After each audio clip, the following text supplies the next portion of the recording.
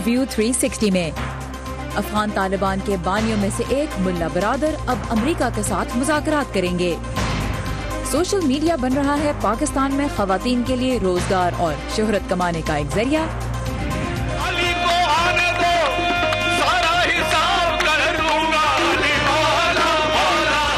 और जनूबी एशिया से ताल्लुक रखने वाले कव्वाल कैसे अमेरिका में सुर से सुर मिला रहे हैं। अस्सलाम वालेकुम, यह है वॉइस ऑफ अमेरिका की पेशकश व्यू 360। मैं हूँ सारा जमान। अफगान तालिबान ने अपनी तहरीक के बानियों में शामिल अहम रहनुमा मुल्ला अब्दुल गनी बरादर को कतर में कायम अपने सियासी दफ्तर का सरबराह मुकर्रर किया है। यह ऐलान एक ऐसे वक्त पर सामने आया है जब कतर में अमेरिका और तालिबान के दरमियान बातचीत जारी है। तालिबान के तर्जुमान ज़बीउल्लाह मुजाहिद ने ट्विटर पर कहा कि इस फैसले का मकसद अमेरिका के साथ मुज़ाकरात को मुनासिब तरीके से आगे बढ़ाने के लिए किया गया है। इस पेशरफ्त के बारे में हम मजीद तफसीलात जानने के लिए बात करेंगे इस्लामाबाद में मौजूद वॉइस ऑफ अमेरिका की ब्यूरो चीफ आयशा तंजीम से। आयशा, ये बताइएगा जरा कि मुल्ला बरादर कौन हैं और उन्हें इस वक्त कतर के दफ्तर का अमीर क्यों मुकर्रर किया गया है?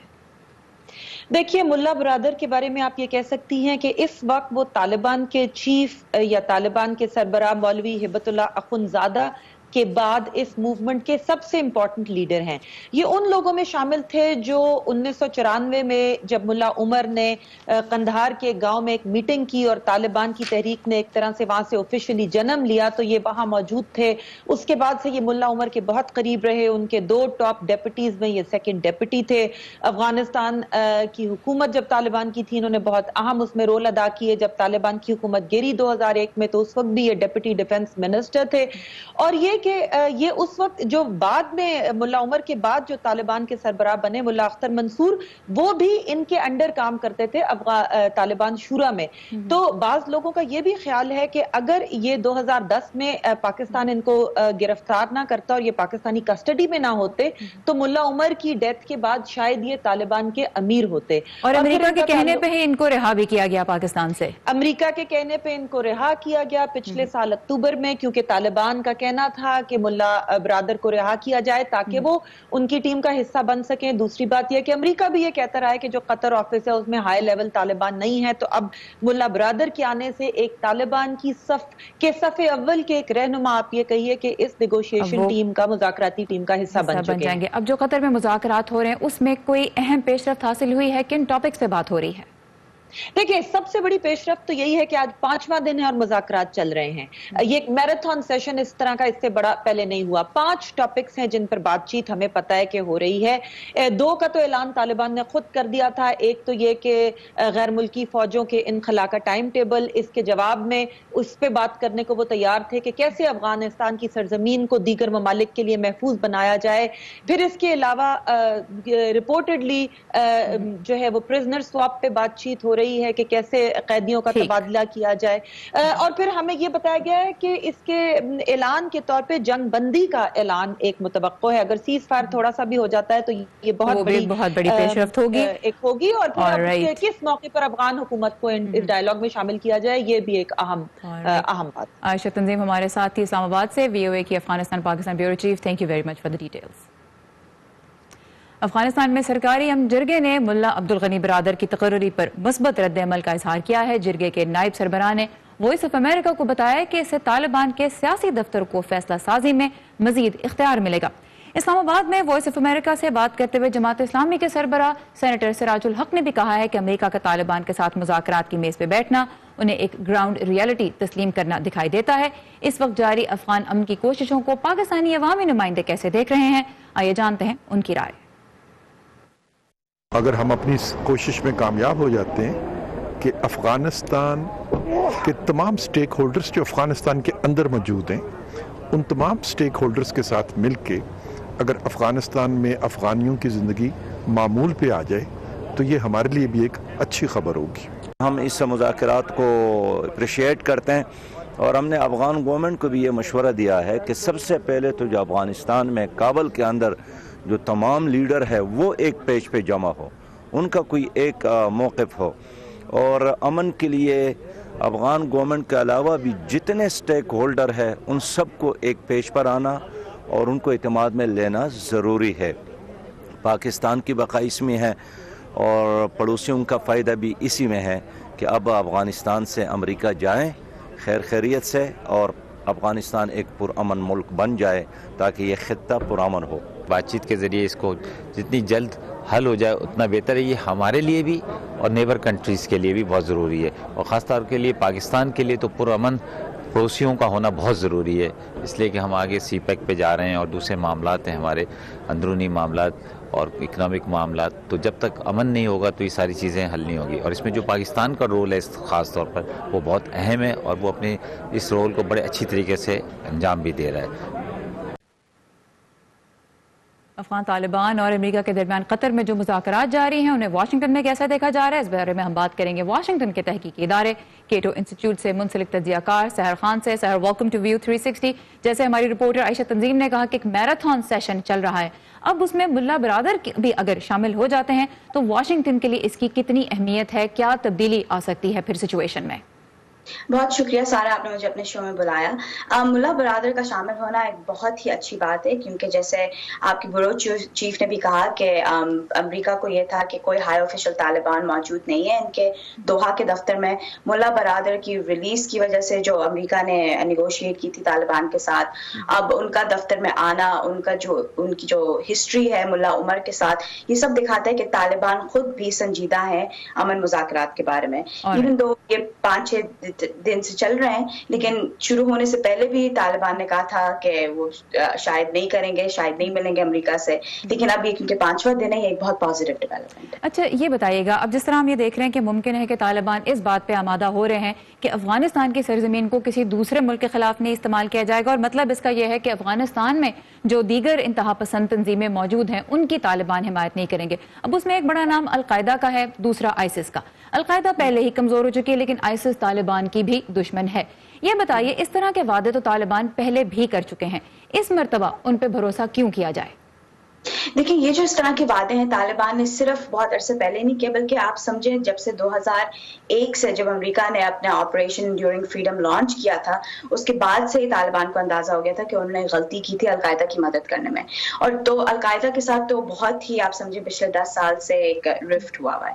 جہاں تک آئسس خورستان کی بات ہوتی ہے, آئسس خورستان جو ہے وہ اور طالبان بالکل دو الگ الگ چیزوں پہ, ان کی آئیڈیالوجیز بالکل الگ الگ ہیں ایک قسم کے, اور ان کے جو گولز ہیں وہ الگ ہیں, تو وہ ایک دوسرے کے دشمن ہیں. اب طالبان کا یہ کہنا کہ وہ اب آئسس کی مدد نہیں کریں گے, میرے خیال میں یہ اتنی بڑی کنسیشن نہیں ہے جتنی امریکہ کے اخبارات میں اس کو پیش کیا جا رہا ہے. آئی تھنک یہ تھوڑا سا جو اس طرح سے پیش کیا جا رہا ہے اس کا ایک پولیٹیکل گول ہے یا ایک سیاسی مقصد ہے, یہ دکھانے کے لیے کہ طالبان جو ہے وہ بدل رہا ہے.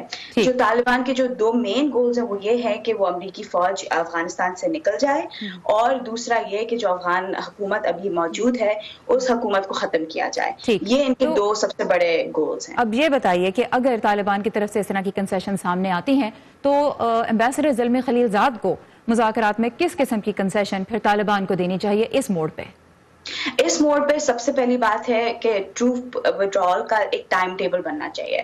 اب یہ ٹائم ٹیبل اس طرح سے ہم پہلے بھی دیکھ چکے ہیں, اوباما ایڈمنسٹریشن کے اندر 2014 میں ہم نے ٹروپ وڈرال دیکھا تھا, تو یہ ممکن ہے کہ یہ دوبارہ ہو. اینڈ خاص طور پہ صدر ٹرمپ کا جو ایک ایٹیٹیوڈ ہے کہ وہ چاہتے ہیں کہ صرف افغانستان سے ہی نہ نکلیں بلکہ سیریا سے بھی نکلیں, تو ایک ٹائم ٹیبل کا ایک آپ سمجھے ایک موقع مل رہا ہے کہ ایک فیزیبل ٹائم ٹیبل بنے, ایک ایسا ٹائم ٹیبل بنے کہ جو ٹروپس نکل جائیں افغانستان سے. دونوں سائڈز ایک طرح سے ایک دوسرے کو تھوڑا تھوڑا وہ دینے میں اس وقت لگ رہا ہے کہ اس طرف بڑھ رہی ہیں جو فریقین ایک دوسرے سے چاہتے ہیں. سحر خان, کیٹو انسٹیٹیوٹ کے ساتھ منسلک تجزیہ کار ہمارے ساتھ ہیں. سحر, آپ کے وقت کا بہت شکریہ. شکریہ. اب کچھ بات کرتے ہیں امریکہ کے اندرونی حالات کی. یہاں لاکھوں وفاقی ملازمین کو آج دوسری مرتبہ بھی تنخواہ نہیں ملے گی اس مہینے, کیونکہ حکومت کا جزوی شٹ ڈاؤن 35ویں روز بھی جاری ہے. صدر ٹرمپ نے اشارہ دیا ہے کہ وہ حکومت کی سرگرمیاں عارضی طور پہ بحال کرنے کو تیار ہیں. مزید جانتے ہیں اسد اللہ خالد سے, جو اس وقت کیپٹل ہل سے ہمارے ساتھ ہیں. اسد, قانون سازی تو کانگریس ہی کرے گی, صدر جو بھی پیشکش کرتے ہیں اس پر. کیپٹل ہل پہ جو ڈیڈ لاک ہے اس کی کیا صورتحال ہے؟ سارا کافی انٹرسٹنگ ہے. کل ہم نے سینٹ میں جو دیکھا, امریکی سینٹ میں 2 بل پیش ہوئے, ایک ڈیموکریٹس کی طرف سے پیش کیا گیا اور ایک جو ریپبلکنز کی طرف سے پیش کیا گیا.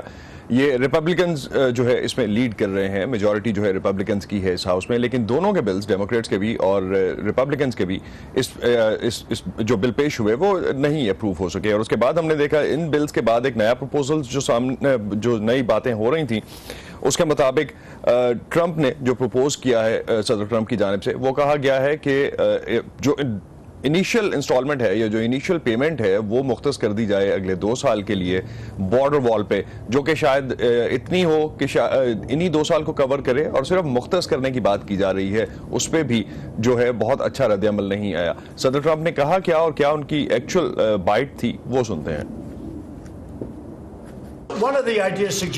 ایک تجویز یہ بھی ہے کہ اگر وہ دیوار کی تعمیر کے لیے قسطوں پر ادائیگی کے لیے تیار ہو جائیں تو حکومت کھولی جا سکتی ہے. میرا خیال ہے کہ سرحدی دیوار کی ضرورت سے لوگ اتفاق کرتے ہیں. دراصل میں دیکھ رہا ہوں کہ بہت سے ڈیموکریٹس اب سمجھنا شروع ہو گئے ہیں کہ دیوار بہتر ہے. یہ 2-3 ہفتے پہلے سے بہت زیادہ مختلف ہے.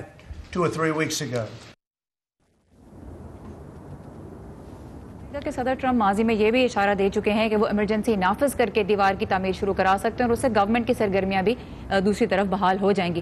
اس طرح کے پلان پہ بھی کیا اب دوبارہ کوئی بات ہو رہی ہے؟ کل رات سے سارا جو امریکی میڈیا ہے, خاص طور پہ اگر ہم CNN کو دیکھیں, وال اسٹریٹ جرنل نے بھی, اور باقی کچھ جو لوکل میڈیا ہے اس نے بھی اسی طرح کی چیزیں جو ہیں وہ کوٹ کی ہیں کہ جو اس وقت وائٹ ہاؤس میں اس بل پہ یا اس ایمرجنسی کے لیے جو ڈرافٹ ہے وہ تیار ہو رہا ہے. ابھی تک اس چیز پہ کچھ جو ہے ڈیٹیلز سامنے نہیں آئی, ابھی تک کوئی کانکریٹ انفارمیشن سامنے نہیں آئی, لیکن یہ بل جو ہے یا جو ایمرجنسی لگائی جائے گی وہ اس مقصد کے لیے لگائی جائے گی کہ دوسرے جو بجٹ میں ٹوٹل اماؤنٹ پڑی ہے اس کو نکال کے دوسری مدوں سے نکال کے جو ہے اس وال کے لیے یوز کیا جا سکے, اور کچھ حد تک جو ہے وہ ریلیف بھی شاید ہم دیکھیں گے جزوی شٹ ڈاؤن کو مل سکے. اور سب سے بڑی بات یہ ہوگی کہ اس میں پھر صدر کو کانگریس کو قانون سازی کے لیے انوالو نہیں کرنا ہوگا, وہ خود اپنے اختیارات استعمال کرتے ہوئے ایسا قدم اٹھا سکیں گے. اب دیکھنا یہ ہے کہ شٹ ڈاؤن کے سلسلے میں آگے کیا ہوتا ہے. ویورز کو ہم اپڈیٹڈ رکھیں گے. Asadullah Khalid, thank you very much. Switzerland میں اس ہفتے عالمی اقتصادی فورم کے سربراہ اجلاس میں امریکی صدر ڈونلڈ ٹرمپ سمیت بہت سے قابل ذکر رہنما غیر حاضر رہے. معاشی اور سیاسی لیڈرز کا یہ فورم ایک ایسا ایکسکلوسیو کلب بھی سمجھا جاتا ہے جس تک ہر کسی کو رسائی حاصل نہیں. آج جب یورپ اور امریکہ سمیت کئی جگہوں پہ عوامی طرز کی سیاست نظام پہ اشرافیہ کے کنٹرول کو چیلنج کر رہی ہے, تو کیا نصف صدی سے جاری ورلڈ اکنامک فورم بھی اب اپنا معنی کھو رہا ہے؟ مزید جانتے ہیں اس بارے میں اس رپورٹ میں. بظاہر سب کچھ ٹھیک ٹھاک ہے. برف سے ڈھکے پہاڑوں میں عالمی رہنما دنیا بھر سے آئے ہوئے بڑی بڑی کمپنیوں کے سربراہان, لابس اور پریشر گروپس سے ملاقاتوں میں مصروف ہیں. یہ وہاں خیالات کے تبادلے اور اپنے کام میں مشغول ہیں, اس لیے میرا خیال ہے کہ یہ انتہائی اہم ہے. لیکن اس سال امریکہ میں شٹ ڈاؤن کی وجہ سے صدر ٹرمپ اور امریکی وفد اس فورم میں شامل نہیں ہوا. چینی صدر شی جن پنگ یہاں نہیں ہیں, برطانیہ سے تھیریسا مے, حتیٰ کہ فرانسیسی صدر میکرون نے بھی اس دفعہ کے فورم میں حصہ نہیں لیا.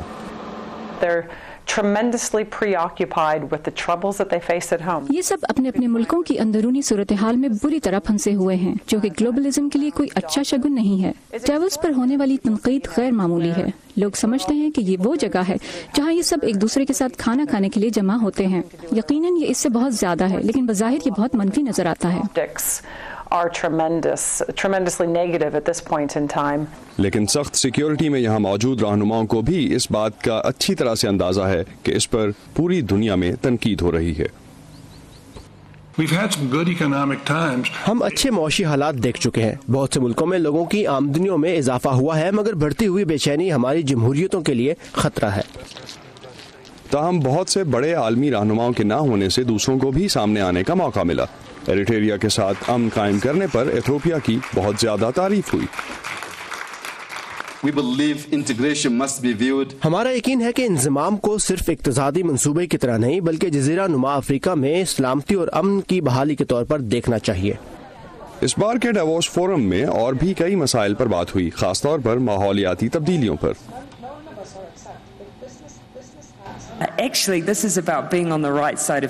یہ تاریخ میں صحیح طرف کھڑے ہونے کے طور پر یاد رکھا جائے گا. کیا آپ ایک ایسے رہنما کے طور پر یاد رکھے جانا چاہیں گے کہ جب دنیا مسائل کے حل کی تلاش میں تھی تو آپ غلط خیال کو سپورٹ کر رہے تھے؟ یہ بالکل اسی طرح سادہ ہے جیسا میں سوچتی ہوں. لیکن مبصرین کا کہنا ہے کہ 2019 کا ڈیووس فورم عالمی قیادت کی عدم شرکت کی وجہ سے یاد رکھا جائے گا. یہ جگہ خالی چھوڑ دی گئی ہے اور کوئی ایسا نہیں ہے جو عالمی سطح پر ویژن فراہم کر سکے تاکہ یہ خلا پر ہو سکے. یہ خیال کہ دنیا کے اس مشکل وقت میں عالمی سطح پر کوئی واضح تبدیلی اور ویژن دینے کے لیے موجود نہیں ہے بہت لرزا دینے والا ہے. ہنری رجول کے ساتھ اسد اللہ خالد، وائس آف امریکہ. پاکستان کے بارے میں اہم خبروں کے لیے آئیے ہماری ویب سائٹ urduvoa.com پر. ویب سائٹ کے علاوہ آپ facebook.com/voa اردو کے پیج پر بھی ہماری تمام تر کانٹینٹ پڑھ اور دیکھ سکتے ہیں، اور اس کے علاوہ نیوز کے لائیو بلیٹنز بھی اب ہم اسی پیج پہ آپ کے لیے نشر کرتے ہیں. سوشل میڈیا پاکستان میں ہنرمند خواتین کے لیے گھر میں رہتے ہوئے معقول آمدنی حاصل کرنے کا ایک ذریعہ بن رہا ہے، لیکن یہ کام آسان نہیں ہے. کروڑوں لوگوں میں اپنے آن لائن بزنس کی کامیابی کے لیے کتنی محنت اور کتنا وقت درکار ہوتا ہے، اس کا اندازہ آپ کو ہوگا کراچی کی ایک ہوم شیف سے مل کر، جنہوں نے 3 سال میں 3 لاکھ سے زیادہ فالوورز حاصل کیے ہیں. ان سے ہمیں آج ملوا رہی ہیں سدرا ڈار. آج اس ویڈیو کے اندر میں آپ کو اسٹفڈ چکن اسٹکس بنانے سکھا رہی ہوں. اس کی ریسیپی میں آپ کو 2 پہلے بھی دے چکی ہوں. کھانا بنانا ماہرہ کا شوق ہے اور دوسروں کو آسان انداز سے سکھانا ان کا ہنر. ماہرہ کوئی سند یافتہ شیف نہیں بلکہ ایک گھریلو خاتون ہے. ماہرہ اب یوٹیوب پر ایک مقبول ہوم شیف ہیں. 3.25 لاکھ لوگ ان کے چینل ماہراز کوکنگ کے سبسکرائبر ہیں. مجھے 3 سال ہو گئے یوٹیوب پہ باقاعدہ ویڈیوز ڈالتے ہوئے. پہلا 1 سال جو تھا وہ مانیٹائز نہیں تھا.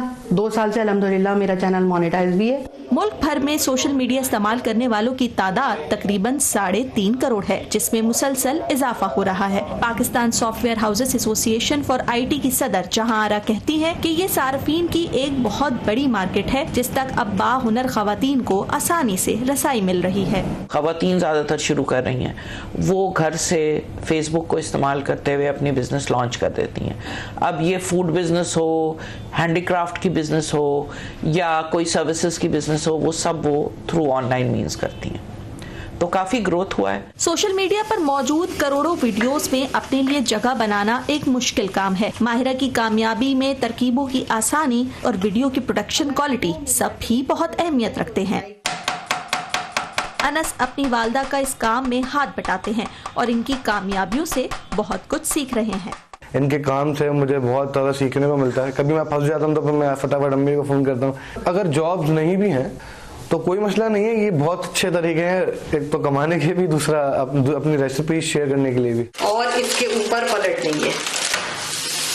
ویڈیوز کو ملنے والے اشتہارات سے جہاں ماہرہ کو معقول آمدنی ہو رہی ہے، وہیں دوسری جانب سوشل میڈیا پر اچھے آئیڈیاز کے لیے جگہ تو بہت ہے مگر مقابلہ اتنا ہی سخت ہے. ایک ڈش پک کر تیار ہو جائے تب بھی ماہرہ کا کام ختم نہیں ہوتا، کیونکہ پھر اگلی ویڈیو کی تیاری شروع ہو جاتی ہے تاکہ ان کے لاکھوں فالوورز کو ہر وقت کچھ نیا اور مزیدار ملتا رہے. آپ کے پاس اگر ہنر ہے اور آپ کے اندر ول پاور ہے کرنے کی، تو آپ کا ویٹ اس کے راستے میں نہیں آ سکتا، آپ کی ایج اس کے راستے میں نہیں آ سکتی، آپ کا کم پڑھے لکھے ہونا اس کے راستے میں نہیں آ سکتا. یہ کوئی عذر نہیں ہے اگر آپ خواب دیکھتے ہیں اور انہیں سچ کرنا چاہتے ہیں. Sidra Dar, voice of America, Karachi. ہوائی جہاز بنانے والی امریکی کمپنی بوئنگ نے اڑنے والی گاڑی کا کامیاب تجربہ کیا ہے. بوئنگ طرف سے جاری کردہ ایک ویڈیو میں گاڑی کی آزمائشی فلائٹ دیکھی جا سکتی ہے جو دارالحکومت واشنگٹن کے قریب ریاست ورجینیا کے ایک ہوائی اڈے پر کی گئی. 9 میٹر لمبی اس طیارہ نما گاڑی کا کچھ حصہ ہیلی کاپٹر، کچھ ڈرون اور کچھ ہوائی جہاز پر مشتمل ہے. اس وقت کمپنی فلائنگ کار کے 2 ماڈلز پہ کام کری ہے. ایک ایسا جس میں 2 سے 4 مسافر 80 کلومیٹر تک کا سفر کر سکتے ہیں، اور دوسرا وہ جو 226 کلوگرام وزن لے کے اڑ سکے. تو ٹیکنالوجی تیزی سے بدل رہی ہے. اب چلتے ہیں کچھ کلچر کا دیکھتے ہیں. ایک انٹرسٹنگ رپورٹ. امریکہ میں ثقافت کا گہوارہ سمجھا جاتا ہے نیو یارک سٹی، اور وہاں حال ہی میں ایک تاریخی چرچ میں قوالی کے سروں کی گونج سنائی دی. اسے پیش کیا امریکی گروپ ریاض قوالی نے، جس کی خاص بات صرف یہ نہیں ہے کہ یہ امریکہ میں قوالی کو فروغ دے رہے ہیں، بلکہ یہ بھی کہ اس گروپ میں جنوبی ایشیا کے مختلف ملکوں اور مختلف مذاہب سے تعلق رکھنے والے قوال سر سے سر ملاتے ہیں. اس محفل میں ہمیں لے کے جا رہے ہیں انجمن آپٹے. علی کو آنے دو، سارا حساب کر دوں گا. زباں پر حضرت امیر خسرو کے الفاظ اور دلوں میں صوفیانہ روایت کو لوگوں تک پہنچانے کا جذبہ. یہ ہے امریکی qawwali ensemble Riyaz Qawwali. New York کے تاریخی church cathedral saint John the divine میں سروں کا سما باندھ کر وہ قوالی کے فن کو امریکی آڈینس تک پہنچا رہے ہیں۔ ہمارا پرپز یہ ہے کہ قوالی اور صوفیانہ کلام کو پڑھائیں، اور ہماری کوشش یہ ہے کہ جو نئی آڈینسز ہیں جن کو شاید نصرت علی خان صاحب کا میوزک یا جو حضرت امیر خسرو یا بابا فرید کے کلام نہیں جانتے، ان تک وہ پہنچایا جائے۔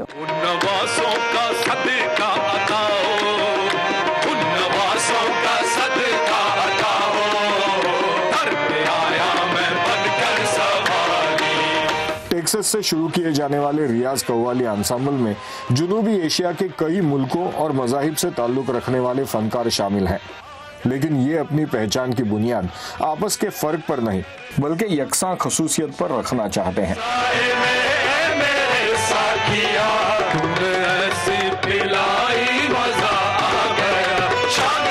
ایکتا دکھانے ایک بہت امپورٹنٹ بات ہے، کیونکہ جب یہ بارڈرز کریٹ نہیں ہوئے تھے تب یہ کلچر ایک ساتھ گرو ہوئے ہیں، ایک ساتھ شروع ہوئے ہیں، اور وہ بتانا سب کو بہت امپورٹنٹ ہے کیونکہ ہم بھول جاتے ہیں۔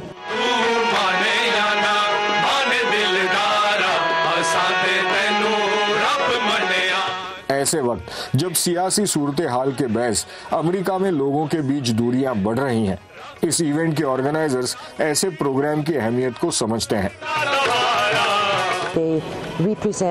وہ ہمارے اصولوں کی نمائندگی کرتے ہیں، یعنی ہم مختلف ثقافتوں میں پائے جانے والے خوبصورت تنوع کے اعتراف کے ذریعے اپنے ایک ہونے کا اعتراف کرتے ہیں۔ اس کو رب کہہ لو، اس کو اللہ کہہ لو، اس کو خدا کہہ لو، اس کو یہوہ کہہ لو، اور وہ ایک ہی چیز ہے، اور یہی ان کا آج پیغام تھا، اور وہ بہت اچھا پیغام تھا۔ Usman Apte, Voice of America, New York. امریکی صدر ڈونلڈ ٹرمپ کو نامزد کیا گیا ہے بدترین ایکٹنگ کی کیٹیگری میں۔ ایسا کیسے ہو رہا ہے، جانتے ہیں اس ہفتے کی ہالی ووڈ ہائی لائٹس میں، جو لے کے آئے ہیں وردہ خلیل۔ آسکر ایوارڈز کے لیے نامزدگیوں کا اعلان اس ہفتے ہوا۔ دی فیورٹ اور ہسپانوی زبان میں بنائی جانے والی فلم روما 10 نامزدگیوں کے ساتھ سب سے آگے ہیں۔ روما پہلی ایسی فلم ہے جو سینما نہیں بلکہ آن لائن اسٹریمنگ کے ذریعے ریلیز ہوئی اور آسکر میں جگہ بنا سکی۔ اس کے علاوہ پہلی بار ایک super hero film black panther کو بھی بہترین فلم کے لیے نامزد کیا گیا ہے۔ بہترین اداکاری کے لیے نامزد ہونے والوں میں رامی مالک، بریڈلی کوپر، کرسچین بیل، لیڈی گاگا، ملیسا مکارتھی جیسے نام شامل ہیں۔ ایوارڈز کی تقریب 24 فروری کو منعقد کی جائے گی۔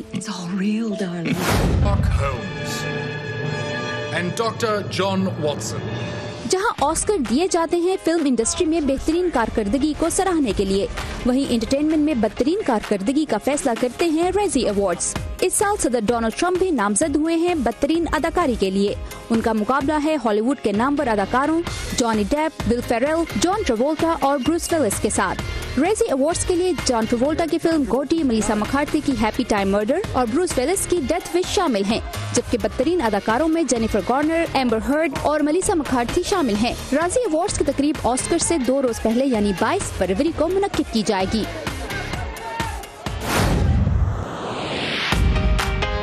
امریکی ٹی وی پر صدر ٹرمپ کا روپ دھارنے والے اداکار ایلک بالڈون کو اپنے غصے پر قابو نہ پانے کی قیمت ادا کرنا ہوگی، مگر صرف $120۔ بالڈون نے گزشتہ سال پارکنگ پر تنازع میں ایک شہری کو تشدد کا نشانہ بنایا تھا۔ انہوں نے ڈرائیور کو ہراساں کرنے کا الزام عدالت میں قبول کر لیا۔ بالڈون کو جیل تو نہیں جانا پڑے گا، مگر عدالت کے حکم پر غصے پر قابو پانا سیکھنے کی کلاس میں پھر بھی بیٹھنا پڑے گا۔ وردہ خلیل، اردو VOA۔ اسی کے ساتھ ختم ہوتا ہے آج کا ویو 360۔ آپ کی فیڈ بیک کا ہمیں انتظار رہے گا، اس کے لیے آئیے facebook.com/VOA اردو کے پیج پر، اور تازہ ترین خبریں آپ کو ملیں گی ہماری ویب سائٹ urduvoa.com پر۔ سارے زمان کو اجازت دیجیے۔ Have a nice weekend.